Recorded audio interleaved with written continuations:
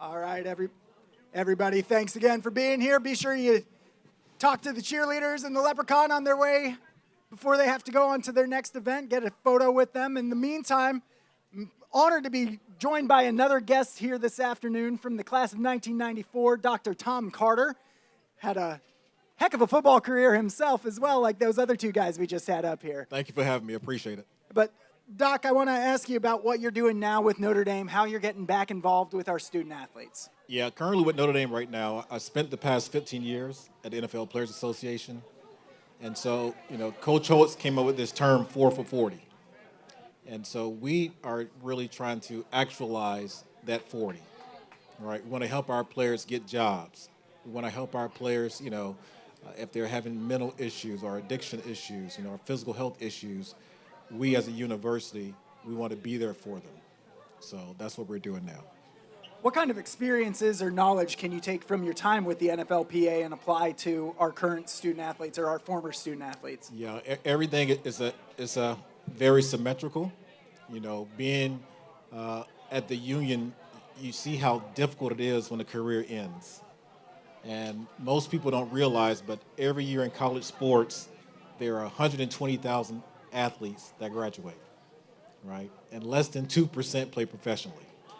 So 98% of the young men and women you see here now, they have to enter the workforce.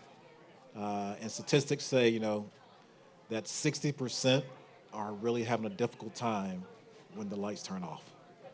So this is interesting. When you guys played, there wasn't much emphasis, if any, on the mental well-being of student athletes, on their welfare in general. It's really been a cultural shift over the last decade or so. Yeah.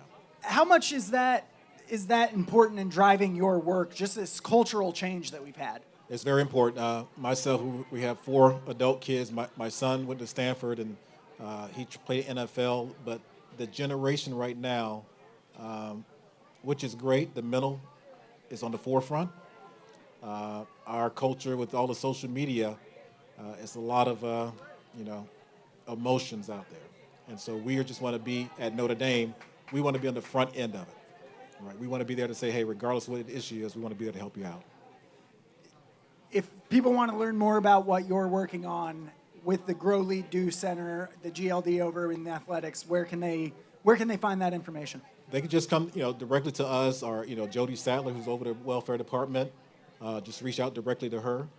And so we will be there if you know of any athletes that went to Notre Dame, regardless of sport, if you are seeing them having a tough transition, right? Even if they're doing great and they need a connection, that whole Notre Dame alumni system, we want to be a part of that. Do you have a prediction for tomorrow? We're going to win. Obviously, the team, no one wants to play a team that's coming off a defeat. And I'm pretty sure Cal is probably thinking, man, these guys, this is going to be their national championship game.